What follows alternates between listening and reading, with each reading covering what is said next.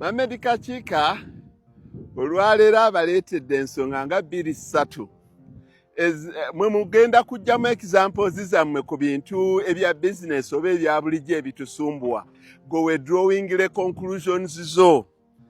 Mamedi Kakiika olwaleero abamuyitako wali bagamba nti eddalu terimuggwako oyo omusajja yakasimba emiti gya kalitunsi miyitirivu obulungi giigino yagisimbira wamu ne kasooli naye ate olwamaliriza omusajja n'aleeta greda gyonna n'agisenda. Omuti ogutuuse wano ogukuwa essanyu bwe guti ogusenda otya? Because Mamedi Kakiika alinamu kasonga kayagala okuteeseganyamuuko nammwe olwaleero aka mu business oba mu kariya yo otunuulira nnyo profit oba otunuulira nnyo okugejja oba okukulaakulana kwa business. Ebintu ebyo tekuliiko kitradinga off kinewakyo nti kino sikyagala naye omuntu yeewa priority n'agamba nti nze kino kyensinga okwagala, njagala kusinga magoba oba ka business katono katya oba kali riske katya naye kasitanze emanga nkola amagoba. Omulala n'agamba nti nze njagala amagoba ne bwe gaba matonotono naye nze njagala business yange egende ng'ekula. Obutaba lwisaayo nze Mamedi Kakiika nsinga kwagala business kugenda ng'ekula amagoba ne bwe gabeera matono ku kiseera kino kyendimu. Ekiseera kino kyendimu kubanga I'm in my evening you know good etandise okumpuubira ki niba oba okyali muto to be very precise gezaako nnyo okulaba nga business gy'okola oba kali oba omulimu nga guleeta nnyo amagoba. Nze nkozesa nnyo experience yange, nze ntera nnyo kwogera binkwatako oba byempitamu oba bye nayitamu. Omulala ye drawing the conclusion ye nti nze namala emyaka egisukka mu 10 nga nkola nga as an expatriate teacher e South Africa. Nenvaayo nenzija kuno nengenda mu business eyali eyoola obuyoozi ssente nga yo terina mulamwa guli nnyo long term eya tax yalinga kuyoola buyoozi ssente tax 30 buli lunaku kyabanga kitufulusi kya ssente kye baleeta. Kati ng'omuvubuka omuto tunuulira nnyo mu maaso naye ate certain age okuva ku myaka 23 paka ku 35 osinganga kuŋŋaanya. Naye bw'okuŋŋaanya ssente ezo zikuŋŋaanyirizenga mu bintu bibiri, mu liquidity mu cash. Bano abaana ba Treasury Bond ne Unity Trust we basinga okukitambulizaawo. Naye etandikanga okubalansinga myaka egyo egy'obuvubuka nti kanguleyooko ne fixed assets. Naye nga tezikosa business eno ereeta cash mungi. Yeyo debate genda bamubonaabona nayo buli omu n'avaayo. Okusooka okuzimba ennyumba n'okukola business nsooke ki? Oba bannanga abantu babaaki? Omuntu n'akyeweerako opinion singa agamba nti nno nze ku lwange n'atagamba nti nze mbakakasa kino kye kisinga. Mamedi Kakiika nze ndi ku record nagamba nti nasooka kumala kuzimba business yange n'empeza ne tax 30 nga sinnaba kuzimba kuba nali nina weesula. Nze sipangisangako ku nnyumba. Okuva obuvubuka bwange kitange yanzimbira ennyumba ku myaka 15 nga tata azimbyewo emizigo 2 ti muvubuka gw'otandise nno okutandika okuyingira nga obudde buwungedde ennyumba yo yiiyo. Kati ne omusomesa twasulanga mu staff quarters. Kati n'owulira omuntu ng'akaayana nti osookanga kuzimba nnyumba nga tonnakola business oba sooka okole business nga tonnazimba nnyumba. Who told you? Oli ku kyeyo maama wo wamuleka asuzibwa busuzibwa gwe kennyini n'abaana bo bababuukanga bubuusi okufuluma ne mukuzingako obukunta bwammwe ng'olwoka gamba nti nze nsooka kuzimba business. Nga Kakiika bwe yakola. Kakiika yatugamba yasooka kuzimba business. Gwe kimanyi Kakiika yasulanga mu estate ya Somero okuva lwe natandika okusomesa Ataga Khan ne bwe nali e Kabojera nali nsula mu staff quarters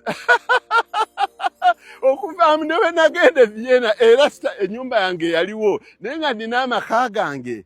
So kola ekintu ekiri appropriate gy'oli. Bw'obanga ddala maama wo oba famire yo wagireko eri bubi nnyo, sooka ogizimbire nga akayumba yeebake, kuba ne bw'onookola bizinesi ey'enkanawa toyinza kugibeeramu na mirembe nga gwe okimanyi nti abaana bo basula na sigiri na mbuzi. Ekyo nga nkitadde ku bbali, point eno era egendera wamu either profit oba gundi, kyekimu byonna ne mwanyi oba kiki. Mohamed Kakiika ku myaka gye egy'asatu yasinga kwagala nnyo liquidity, tax ne muziraba. Yakeera lumu nti tax kati liquidity ono mpezezza, ennyumba maze okuzimba Emuyenga, maze n'azivaamu n'agenda mu Costa n'agenda mu Loole. Omulaba transition ye agenze miti, yasooka kusimba pine n'amulaba nti talina gy'amutwala, pine yenna n'amusaajaawo n'asimba emmwanyi. Mohamed Kakiika mwamulaba ng'olusuku n'emmwanyi abisenza luti na greda ekaze zisoba mu 40. Typical of him. Bw'atyo bw'abadde atambuza obulamu bwe. Kati olwaleero wano ku kibira kino wano amaze emyaka egisukka mu 15 yakasimbawo emiti emikulu egivaamu egya Paul ng'agiharvestinga emirundi 3. Kati ku luno paka lwe yazizzaamu kasooli n'emiti. Emiti bwe gituuse wano Mohamed Kakiika olubeerera nga bw'ali.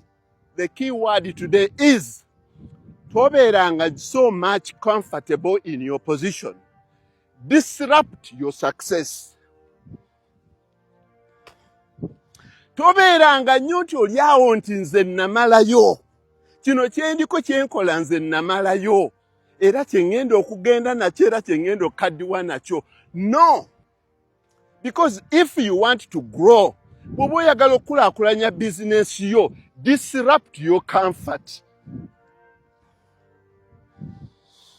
Ndowooza nti tunaakwatagana ku ekyo. Bw'oba oyagala okugenda mu maaso, bwe weerabanga ng'oteredde nnyo ng'omanya nti gw'obwedde, ky'olina okukola kwe kwetabangulamuuko, weetabangulemuuko, naye nga weetabangula mu ngeri ey'amagezi, calculated disruption. Olunaku lwakeera lumu Mohamed Kakiika n'agamba wano nsimbyewo emiti emirundi 4, ogwokuna gwe guno ogutandise okumera. For how long? Nze okubeera mu bibira. Ebibira nina ng'oggyeko kino, nina ebibira ebirala 14.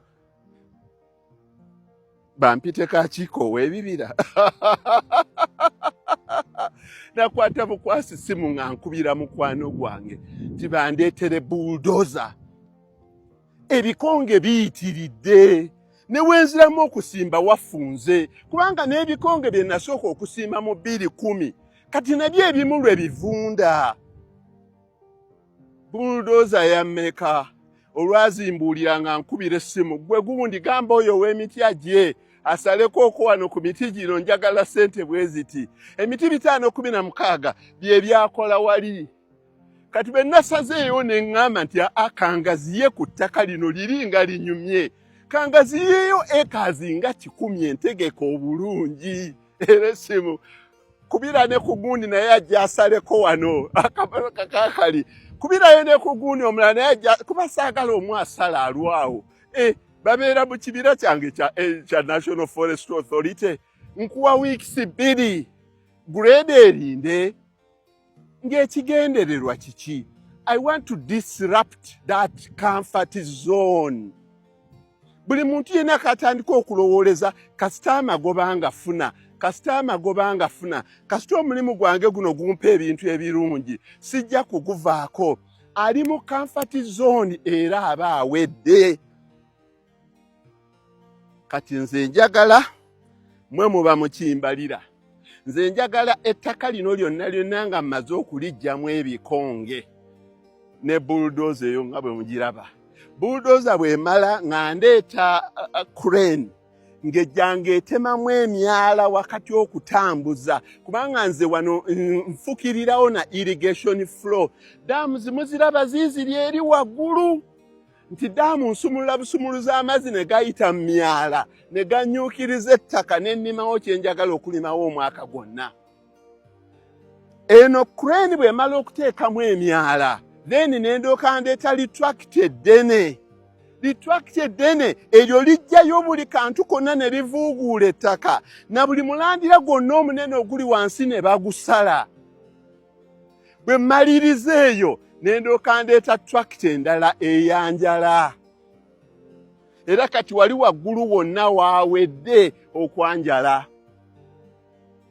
Awo Mohamed Kakiika n'endooka nywa kacaayi ne kakooko sijja balimba kakooko kampoomera gyo kubanga nange ke kanzizaamu obulamu. N'endooka ntuula wansi kati nindirira omuddo wali guddemu.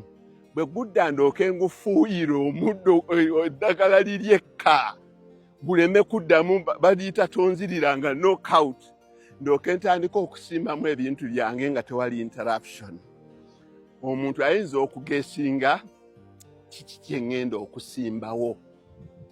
But I would want you to imagine only one thing, that omuntu mu kitundu kino ekya Central Region kambeere specific wano mu Buganda kilometers 44 okuva e Kampala ng'akyasobola okutegeka ettaka lye bwe riti. N'agamba nti kansaleko acres 10 kanzitegeke bulungi nnyo nsobole okuzisimbamu. Bannange ekwo si kwe kuzzaamu essuubi eri abantu baffe. Ku ttaka lyonna lye mulabye lye basaze obukiribi bwe baba balisaze abantu balibeereko kale. Naye ku ttaka lyonna lye mulabye nti ligenze naye nebeerayo omulala nga ye abalaga nti tusobola okubeera nalyo ne tulikozesa nga tetumaze kulitunda. Wa hadha, assalamu alaikum.